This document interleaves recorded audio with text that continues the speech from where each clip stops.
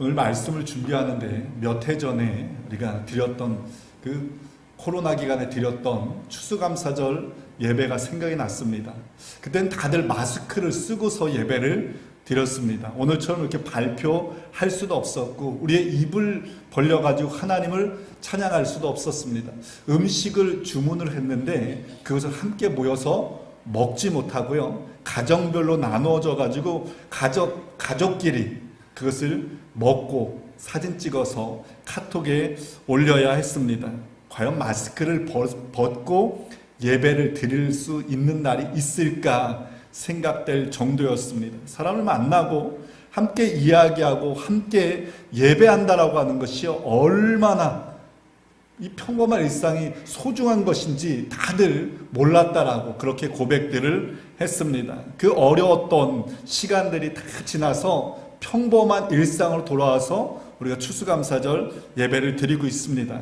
그럼 여러분, 오늘 여러분들은 다시 되찾은 그 평범한 일상에 대해서 감사하고 있습니까?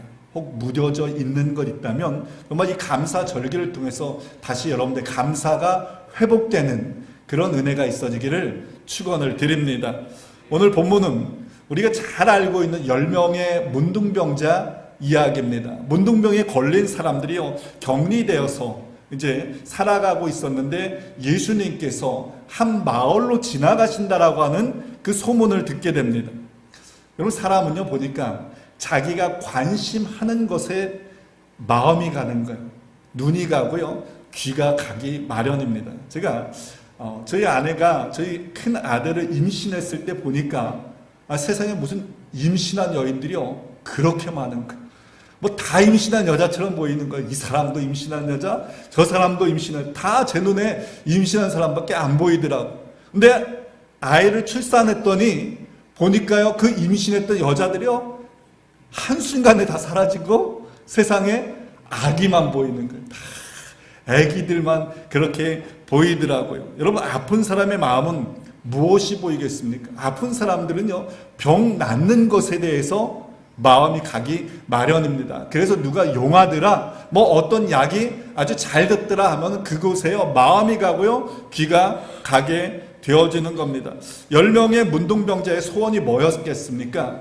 치유함 받는 것이었습니다. 근데 모든 질병을 치유하고 죽은 자까지도 살리신다라고 하는 예수님께서 그 마을로 지나가신다라고 하는 소식을 듣는 거예요. 그래서 그 길가로 나가 섭니다. 한 마을에 들어가시니 나병 환자 10명이 예수를 만나 멀리 서서 소리를 높여 이르시되 예수 선생님이여 우리를 불쌍히 여기소서. 여기서 지금 문둥병자들이요 멀리 서서 소리 질렀다는 거예요. 그래서 멀리 서서라고 하는 이 단어가요, 이 문둥병자들의 현재의 처지를 이야기를 하고 있는 겁니다. 그들은 사람들한테 가까이 갈 수가 없었어요. 사람들 멀찍이 떨어져 가지고 사람들이 그 옆으로 지나가면은 부정하다 외쳐가지고 자기네들이 문둥병자라고 하는 사실을 알려야 됐습니다. 만약 그렇게 하지 않으면은 돌을 맞아서 죽을 수도 있었습니다. 그렇게 그들은 주님 곁에 가까이 가지 못하고요, 멀찍이 떨어져 있었던 거예요. 그러고서는요, 그들이 내릴 수 있는 소리를 다 내가지고요, 목소리를 높여서 외쳤던 겁니다. 예수 선생이여, 우리를 불쌍히 여기소서. 예수님께서 그 소리를 듣고요, 그들에게 말씀하시는 거예요. 내 몸을 제사장이 가서 보이라. 당시에 제사장이요, 어느 사람이 문둥병에 걸렸는지 안 걸렸는지를 점검하고 확증하는 사람이 바로 제사장입니다. 근데 지금 이 문둥병자들이요, 제사장에 가서 자기의 몸을 보이기 위해서 제사장에게 갔다라고 하는 말은 무슨 말입니까? 그 자기의 몸이 온전히 치유함 받았다라고 하는 것을 믿을 때만 갈 수 있는 겁니다. 주님께서 자신들을 말씀을 통해서 치유해 주셨다라고 하는 믿음을 가지고 10명의 문둥병자들이 갔다라는 거예요. 그런데 그들이 가다가 치유함을 받고 기적을 체험하게 됩니다. 그런데 안타깝게요, 10명 중에서 9은 돌아오지 않고 1명이 예수님에게 돌아오는 거예요. 예수님에게 감사하는 내용입니다. 우리 이 이야기를 접하면서 그렇게 생각할 수 있을 것 같습니다. 아니, 어떻게 사람이 그럴 수 있어? 아니, 그 죽을 것 같은 상황 속에서, 그 절망적인 상황 속에서 구해주었는데 배은망덕하지 생각할 수 있습니다. 그럼 여러분, 왜 9은 주님께 돌아오지 않았을까요? 돌아와서 왜 감사하지 않았을까요? 그리고 우리는 어떻게 하면 우리가 받은 그 은혜를 모두 하나님 앞에 감사하는 삶을 살아갈 수 있을까? 오늘 말씀을 통해서 여러분과 함께 생각해 보면서 은혜를 나누고자 합니다. 이 10명의 문둥병자 이야기는요, 누가복음에 기록된 내용입니다. 근데 이 누가복음은요, 이방인들을 위해서 쓰여진 책입니다. 여러분, 이방인들이 어떤 사람이었습니까? 은혜 밖에 있었던 사람들입니다. 근데 치유함을 받은 후에 예수님에게 돌아와서 감사했던 사람은요, 아이러니컬하게도 이방인 혼자밖에 없었다는 거예요. 하나님의 은혜 안에 있었던, 하나님의 은혜를 마음껏 누리고 있었던 유대인들은요, 주님께 돌아오지 않았고, 반면에 은혜 밖에 있었던 이방인만 주님께 돌아왔다라는 겁니다. 여러분, 그 이유가 뭘까요? 10명의 문둥병자 이야기가 누가복음 17장에 나오는데, 바로 그 앞에 보면 누가복음 15장에요, 탕자의 비유 이야기가 나옵니다. 탕자가 아버지의 재산을 다 탕진하고 집으로 돌아왔을 때 아버지가 탕자를 위해서 잔치를 벌여줍니다. 그러니까 그 소식을 형이 듣고는요, 아버지에게 화가 나서 이야기를 합니다. 아버지의 재산을 다 방탕하게, 허랑방탕하게 다 쓰고 돌아온 저놈에게는 살찐 송아지를 잡아가지고 잔치를 베푸는데 왜 나에게는 아버지가 염소 한 마리도 잡아준 적이 없습니까? 라고 불평을 합니다. 나에게 아버지는 인색하다는 것, 나에게 아버지는 하나도 주지 않았다라는 겁니다. 근데 여러분, 사실 형은요, 아버지의 모든 은혜들을 누리고 있었던 사람들입니다. 아버지의 집에 살면서 아버지의 집에 있는 모든 것들이 그가 받은 것이었어요. 그가 받지 않은 것이 하나도 없었습니다. 그런데 그는 자신이 누리고 있었던 그 축복이요, 은혜임을 깨닫지 못했던 겁니다. 왜인 줄 아세요? 그는 자기가 누리는 모든 것이 은혜가 아니라 권리라고 생각했기 때문입니다. 당연한 것으로 여겼던 겁니다. 형이 뭐라고 이야기하고 있습니까? 내가 아버지를 여러 해 동안 열심히 섬겼다는 거예요. 아버지의 명을 한 번도 어긴 적이 없다라는 겁니다. 그러므로 내가 아버지의 그 은혜를 누리는 것은 당연하다라는 거예요. 권리라고 생각했던 겁니다.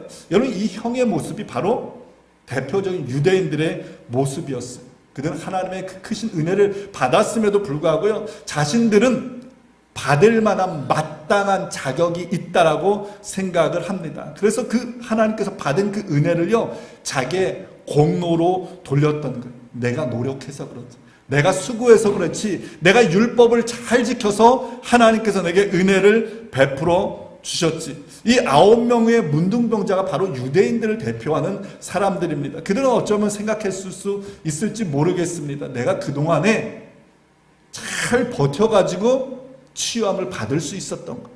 또 어떤 사람은 내가 예수님한테 가자라고 먼저 얘기했잖아, 나 때문에 치유함 받을 수 있었던 거야. 어떤 사람은 내 목소리가 가장 컸잖아, 그래서 예수님이 듣고서 치유해 주셨을 거야. 아마 서로가 자기에게 공로를 돌렸을 겁니다. 그러나 돌아온 문둥병자는요, 그것을 공로가 아니라 은혜로 받았던 겁니다.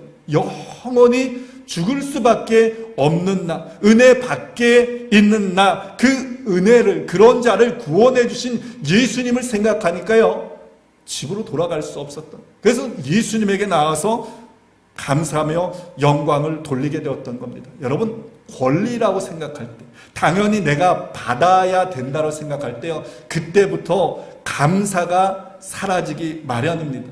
그때부터 여러분, 내가 받고 있는 것, 내가 지금 누리고 있는 그 혜택이요, 감사가 아니라 그때부터는 무덤덤해지는 것, 불평이 나오게 되는 겁니다. 여러분, 한번 보세요. 누군가에게요, 계속 호의를 베풉니다.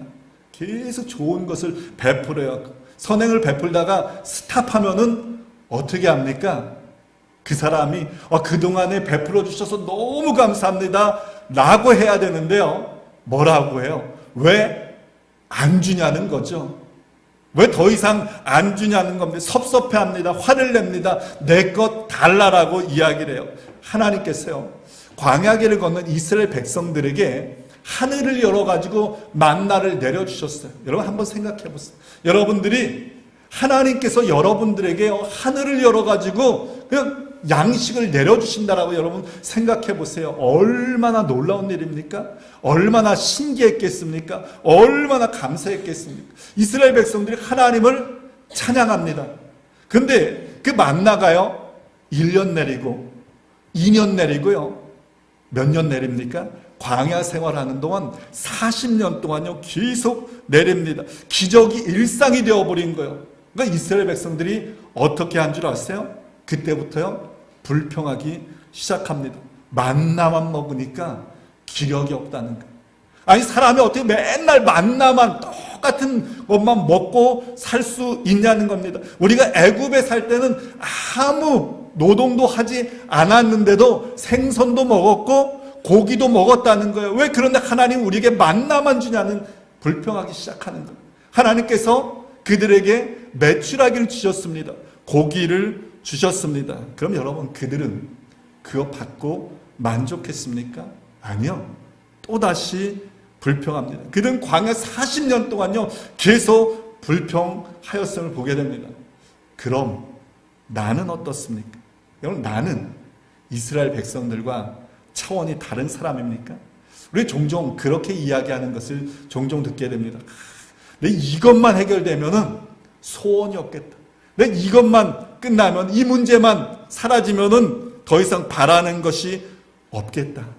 하나님께서 여러분들이 그럴 때마다 그 간구를 다 들어주셔가지고 오늘 우리들이 이 시간 하나님 앞에 감사의 예배를 드리고 이 자리에 서 있는 것 아닙니까? 그렇다면 여러분 지금 하나님 앞에 여러분 만족하면서 감사하고 있습니까?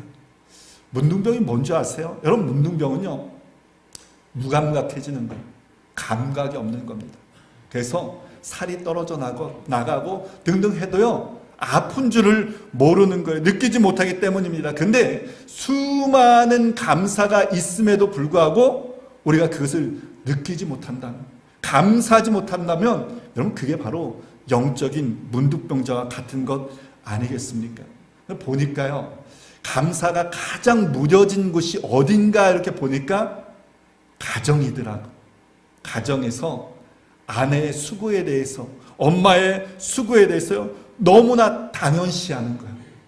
가장의 수고에 대해서 너무 당연시합니다. 부모의 헌신이 너무 당연시되고요, 자녀의 열심이 너무 당연시됩니다. 여러분 감사가 묻어지면요 관계가 삭막해집니다. 근데 감사를 표현하면 어떻게 돼요? 관계가 행복하게 되어지는 겁니다. 여러분 바라기는 이 감사의 절기에 무엇보다도요 무뎌져 있던 여러분 가정에 감사를 회복하는 은혜 있어지기를 축원을 드립니다. 식사 후에 좀 수고한 엄마에게 잘 먹었습니다, 감사합니다 표현할 수 있었으면 좋겠습니다. 한 번쯤 좀 손 걷어붙이고 설거지도 할 수 있었으면 좋겠습니다. 수고한 가장을 위해서, 또 열심히 공부하며 수고하는 자녀들을 위해서 아들 수고했어, 딸 땡큐 표현할 수 있었으면 좋겠습니다. 이런 여러분 감사가 여러분들이 관계하는 모든 것으로 흘러 넘쳐났으면 좋겠습니다. 그로 인해서 여러분들 거하는 곳곳에 감사가 풍성하게 넘쳐나는 은혜 있어지기를 축원을 드립니다. 치유받은 한 명의 문둥병자에게 주님께서요 보시고 이렇게 질문하셨죠. 그 9은 어디에 있느냐? 10명이 치유받았는데 9은 어디에 있느냐는 거죠. 10명 중에 한 명이 돌아왔으면 몇 퍼센트예요? 10분의 1입니다. 10%예요. 근데 여러분 저는 이 주님의 질문이 바로 우리에게 하는 질문이 아닐까 생각되어집니다. 우리는 말할 수 없는 하나님의 은혜를 받아 누리면서 살아가고 있어요. 우리가 받지 않은 것, 우리가 지금 가지고 있는 것, 누리고 있는 것, 받지 않은 것, 여러분 어디에 있습니까? 그런데 우리는 수많은 그 은혜를 받았음에도 불구하고요, 하나님 앞에 겨우 하나 감사하는 거예요.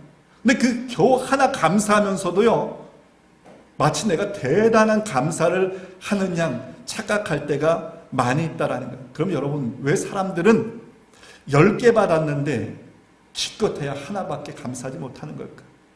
하나가 아니라 좀 2개, 3개, 나아가서는 하나님께서 우리에게 베풀어 주신 그 모든 것들을 좀 감사하며 살아갈 수 있는 방법은 없을까요? 여러분, 우리가 하나밖에 감사하지 못하는 그 이유는요, 감사의 마음이 없기 때문이 아닙니다. 받은 은혜를 잃어버리기 때문입니다. 감격이 식어버리기 때문입니다. 인터넷에 보니까요, 9명의 변명이라고 하는 글이 있더라고요. 그러니까 예수님으로부터 그 치유함을 받았던 9명의 문둥병자들이 왜 예수님에게 나오지 않았는가, 그거에 대해서 이야기를 하고 있는 겁니다. 한 사람은 제사장에 가다가 치유함을 받았어요. 근데 이 사람은 그렇게 생각하는 겁니다. 내가 지금 치유함 받은 것이 정말로 치유함 받았는지 제사장에게 가서 확인해 봐야지. 그리고 그 길을 가서 제사장을 만나는 거예요. 그러고 보니까 온 길이 너무 멀어가지고 제사장에게, 예수님에게 다시 돌아가지 못하는 겁니다. 두 번째 사람은, 내가 지금 치유함을 받았지만서도 혹시나 재발될지 모르니까 며칠 좀 더 지켜봐야지. 지켜보다가 그 감사의 마음이 식어서 주님께 나오지 못합니다.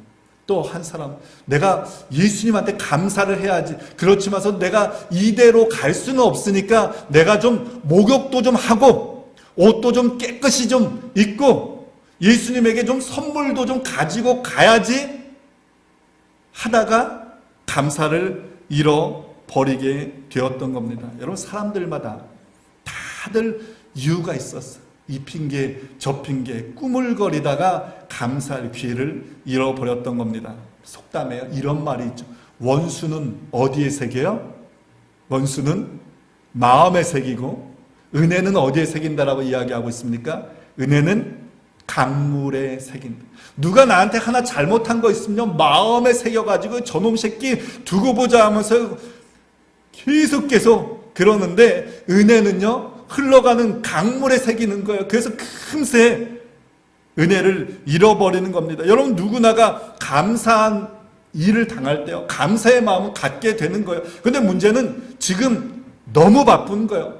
지금은 형편이 안 되는 거예요. 지금은 여유가 없습니다. 그래서 조금만 하면서 미루는 겁니다. 내가 의리 있는 사람이라서 받은 그 은혜 나는 반드시 갚는다 라고 이야기를 하죠. 큰 소리 떵떵 칩니다. 근데 조금만 하는 사이에요, 조금씩 감사의 마음이 식어지는 거예요. 조금씩 감사를 잃어버리게 되는 겁니다. 그리고 염려가 그 사이에 우리의 감사를 빼앗는 거예요. 그리고 결국 감사하지 못하는 겁니다. 그러므로 감사를 빼앗기지 않기 위해서 우리가 해야 할 일이 있는데, 그게 무엇인 줄 아세요? 여러분, 한번 따라서 해봅시다. 지금 감사. 다시 한번, 지금 감사.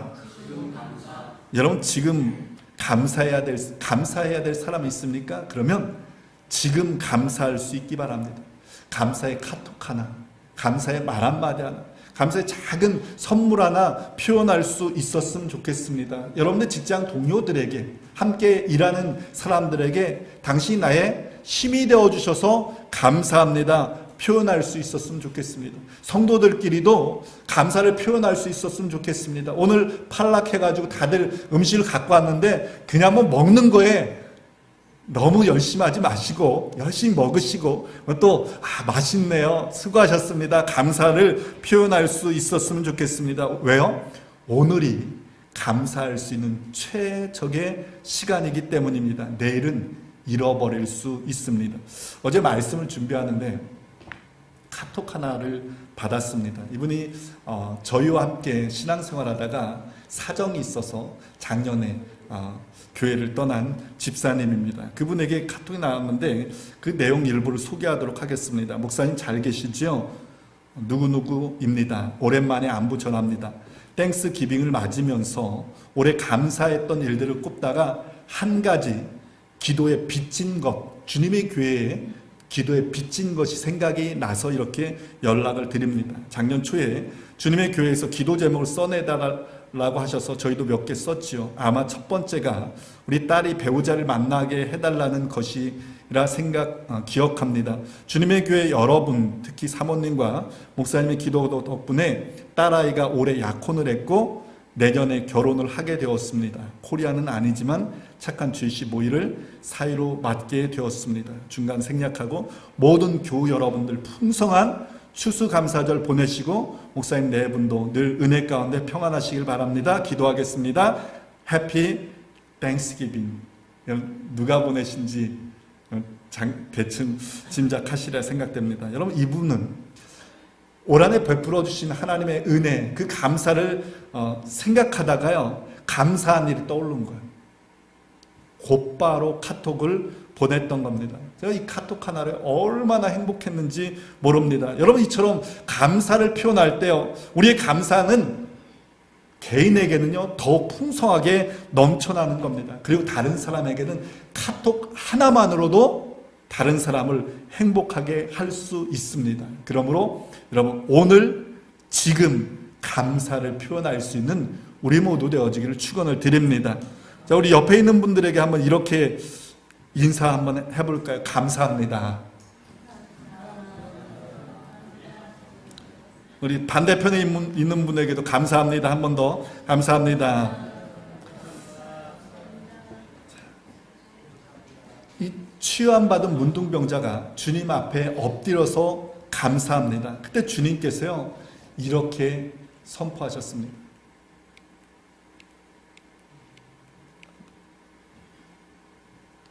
그에게 이르되 일어나 가라, 내 믿음이 너를 구원하였느냐. 주님, 문둥병자가 돌아와서 감사했는데 그것을 가리켜서 뭐라고 말하고 있습니까? 믿음이라고 이야기를 하고 있습니다. 즉 문둥병자는요 주님께서 자신을 치유하셨다라고 믿었던 겁니다. 아무런 소망 없는 나를 주님께서 구원해 주셨다고 믿었던 거예요. 그렇게 그는 돌아와서요 주님 발 앞에 엎드려서 고백했던 겁니다. 주님 감사합니다. 주님께서 치유해 주셨습니다. 이것을 주님께서 뭐라고 말하고 있습니까? 믿음이라고 말씀하고 있는 겁니다. 그리고 그 믿음을 보시고요 내가 구원함을 받았다라고 선포하셨습니다.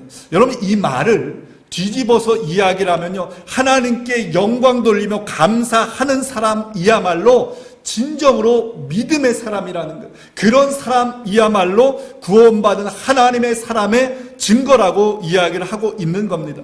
로마서 1장에 보니까요 하나님을 떠나 죄악 가운데 있는 사람들의 인생의 그 모습들을 다 열거를 해요. 수많은 죄악들이 나오죠. 시기하고 살인하고 분쟁하고 악독하고 뭐 동성애 등등 아주 끔찍한 죄악들을 열거를 합니다. 그런데 이 모든 죄를 행하는 사람들의 공통점이 하나 있더라고요. 그게 뭔지 아세요? 하나님을 알되 하나님을 영화롭게도 아니하며 감사하지도 아니하고 오히려 그 생각이 허망하여지며 미련한 마음이 어두워졌나니. 여러분, 죄악된 인생들의 공통점이 뭐냐? 하나님께 영광 돌리지 않는 거라, 하나님께 감사하지 않는다라는 거예요. 하나님을 떠난 인생은 절대로 하나님께 감사할 수 없는 겁니다. 그런데 여러분, 우리가 하나님 앞에 무릎 꿇고 감사한다? 그럼 그게 뭐예요? 그게 바로 내가 구원받은 하나님의 자녀라는 증거입니다. 죄로 인해서 영원히 죽을 수밖에 없는 나를 구원하신 하나님께 감사하는 것, 내가 하나님의 자녀된 증거고 내가 하나님을 만난 증거임을 여러분 기억하시길 바랍니다. 문둥병자는요 감사할 때요 육신의 질병이 치유된 뿐 아니라 영적인 구원함까지 받을 수 있었던 거예요. 그로 인해서 주님과 새로운 생명관계를 맺을 수 있었던 겁니다. 여러분, 문제 해결받는 것 중요합니다. 치유함 받는 것도 중요합니다. 근데 그거보다 더욱더 중요한 것이 무엇입니까? 영원한 생명 되신 주님을 만나서 구원함 받는 것 아니겠습니까? 여러분, 언제 그 주님 만날 수 있겠습니까? 만날 수 있습니까? 그분 앞에 나아가서 주님이 베푸신 그 은혜에 감사하는 겁니다. 입술을 벌려서 그분을 찬양하는 겁니다. 그분을 높여드리는 것, 당신이 나의 구세주이십니다 고백하는 것. 그때 우리는요, 주님을 더 많이 알게 되고요, 더 많이 사랑하게 되고요, 주님과 더욱더 동행하는 삶을 누리며 살아갈 수 있는 겁니다. 주님께서 돌아오지 않은 9명에 대해서, 그 9은 어디 있느냐라고 안타까워하셨던 이유가 바로 여기 있는 거예요. 이들은 바로 이러한 주님과 동행하는 복을 누리지 못했기 때문입니다. 저희 가족은 추수감사절이 되면요, 한 해 동안 하나님께서 베풀어 주신 그 은혜의 리스트를 작성을 합니다. 20개를 작성을 해서 그것을 서로 발표하는 시간을 갖습니다. 근데 여러분 한번 해보세요. 이게 한 10개까지는 뭐 하나님이 이렇게 베풀어 주셨지 막 쓰는데 10개가 넘어가면 생각이 안 나는 거예요. 그럼 고민하는 겁니다. 하나님께서 어떤 은혜를 베풀어 주셨지? 잊고 있던 은혜가 떠오르는 거예요. 하나님께서 이런 은혜를 베풀어 주셨구나, 적는 거예요. 또다시 고민합니다. 어떤 은혜가 있을까? 하나님께서 이런 은혜도 베풀어 주셨구나, 이런 감사도 있었네. 그렇게 해서 20개를 다 채우면요, 한 해 동안 하나님께서 얼마나 신실하게 우리를 인도하셨는지, 우리 가정을 인도하셨는지요, 그 하나님의 인도하시는 손길을 바라보게 되는 거예요. 오늘 여러분 추수감사 예배를 드리고 있는데, 여러분 무엇을 하나님께 여러분 감사하고 있습니까? 하나님께서 여러분을 베풀어 주신 그 감사 리스트를 작성해서 여러분 가족끼리 또 나눠보는 시간을 가질 수 있었으면 좋겠습니다. 여러분들 마음속에 지금 떠오르는 감사 있습니까? 그럼 그것을 입술로 하나님 감사합니다 라고 마음속에만 담아놓지 말고 하나님 감사합니다 고백하는 시간도 가졌으면 좋겠습니다. 감사할 때요, 나를 향한 하나님의 손길을 바라보게 됩니다. 내 가정을 향한 하나님의 계획하심 바라보게 되는 거예요. 그로 인해서 우리는 더 깊은 영적인 관계를 주님과 누리며 살아갈 수 있습니다. 여러분 기억하시기 바랍니다. 감사는 믿음의 증거입니다. 구원받은 자만이 하나님께 감사할 수 있습니다. 바라기 이번 추수감사 절기에 하나님께 많이 감사할 수 있기 바랍니다. 그로 인해서 하나님께 돌아와서 영광 돌린 축복의 주인공들이 바로 여러분들이 되어질 수 있기를 주님의 이름으로 축원을 드립니다.